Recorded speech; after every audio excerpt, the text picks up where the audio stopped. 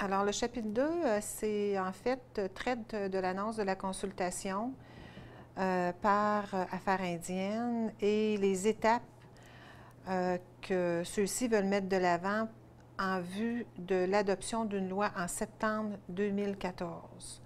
Alors, la table de matière du prochain chapitre se décline comme suit. Le 11 décembre 2012, c'est l'annonce. Le 10 janvier, il y aura une rencontre entre le premier ministre et l'Assemblée des Premières Nations. En février 2013, il y a une séance d'information d'Affaires indiennes sur le processus de consultation. Ensuite, on va vous présenter un bref résumé des étapes qui doivent mener à l'entrée en vigueur de cette loi en septembre 2014. Et comme dernier point, la phase 2 de la consultation semble être devancée. Alors, rapidement, le 11 décembre 2012, le gouvernement Harper annonce une consultation approfondie auprès des Premières Nations en vue d'élaborer une loi sur l'éducation des Premières Nations. Et il accompagne cette annonce d'un guide de discussion.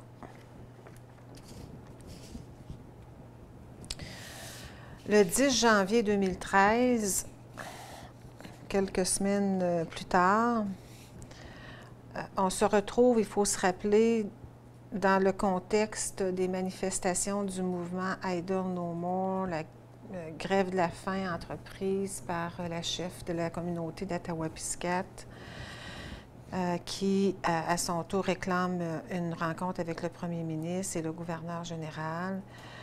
Dissension des chefs pour se préparer à cette rencontre demandée par Teresa Spence. Finalement, une vingtaine de chefs vont y participer, alors que plusieurs décident de boycotter la rencontre parce que le gouverneur général n'y participe pas. Donc, on est dans un contexte, un contexte trouble entre le premier ministre et les chefs de l'APN. Lors de cette rencontre, ce qu'il faut en retenir, c'est que 8 points sont à l'ordre du jour, dont le dossier de l'éducation et des revendications globales. Le premier ministre s'engage alors à mettre en place un processus pour entamer des pourparlers, puis il reconnaît la nécessité d'une surveillance politique accrue exercée au niveau du bureau du premier ministre et par le bureau du Conseil privé concernant les questions qui ont trait aux relations avec les Premières Nations. Toutefois, le ministre Duncan déclare que le gouvernement ne reculera pas sur la question du projet de loi C-45, à l'époque largement contesté par les Premières Nations. Donc, rien pour mettre fin au mouvement de contestation à l'égard du gouvernement fédéral et même de la représentativité de l'APN, de l'Assemblée des Premières Nations.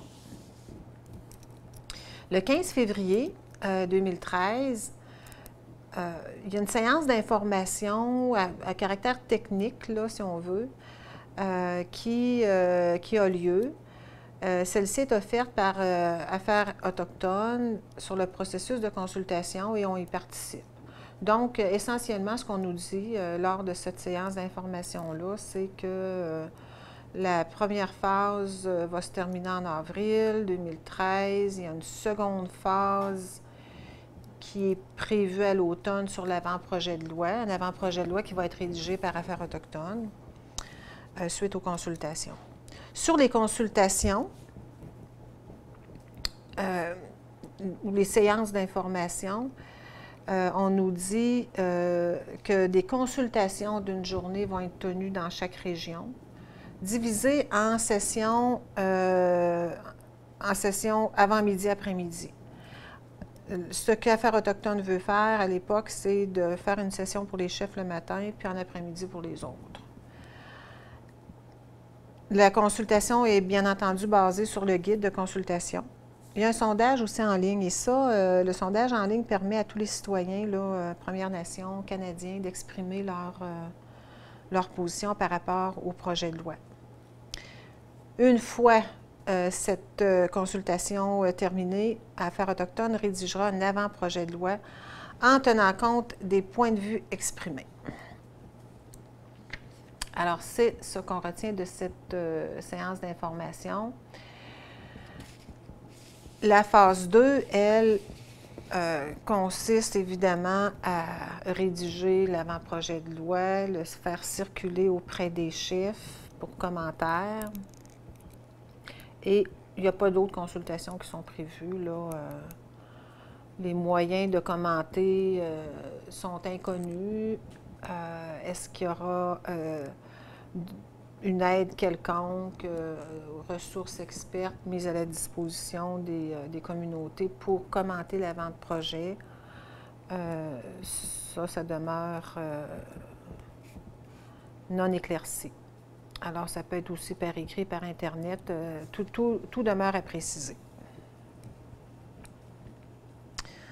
Les principales questions là, que le CEPN pose à ce moment-là aux affaires autochtones, bien d'abord, on leur demande s'ils ont mis en place une méthodologie pour assurer une analyse objective et rigoureuse des points de vue exprimés. Alors, nous, on se demande, là, s'il y a 200 personnes qui expriment le même point de vue versus 50, un autre point de vue opposé, est-ce qu'il y a une méthodologie pour les obliger à tenir compte là, de la majorité? Alors, leur réponse, c'est qu'il faut leur faire confiance, qu'ils ont l'intention de tenir compte des points de vue exprimés, mais qu'ils n'ont aucune méthodologie en place. Le CEPN demande aussi si c'est possible d'impliquer les Premières Nations dans la rédaction de l'avant-projet. Et la réponse est une fin de non-recevoir. C'est non. Ultérieurement, là, afin d'avoir le temps d'informer les chefs et de s'y préparer, le CEPN demande que la consultation à Québec, là, qui était prévue au mois de mars, soit reportée de quelques semaines parce que de toute évidence, on estimait ne pas avoir assez de temps là, pour se préparer.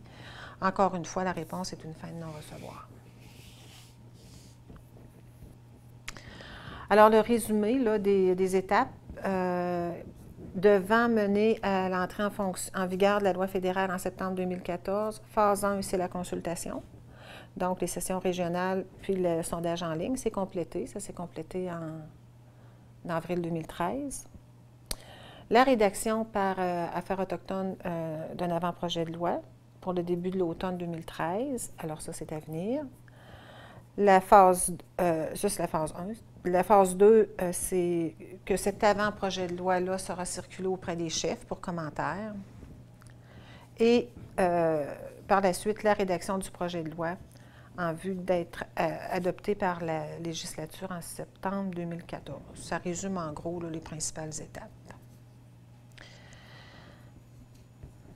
On pense que la phase 2, c'est-à-dire de l'avant-projet de loi à l'automne, pourrait être devancée. Nous avons été informés dernièrement qu'un blueprint qui pourrait précéder l'avant-projet pourrait être circulé et que l'avant-projet pourrait aussi être prêt à la fin d'août plutôt qu'au début de l'automne. Alors ça reste à voir. Alors, c'est tout pour les étapes qu'envisage Affaires autochtones en vue là, de l'entrée en vigueur de la loi fédérale en septembre 2014.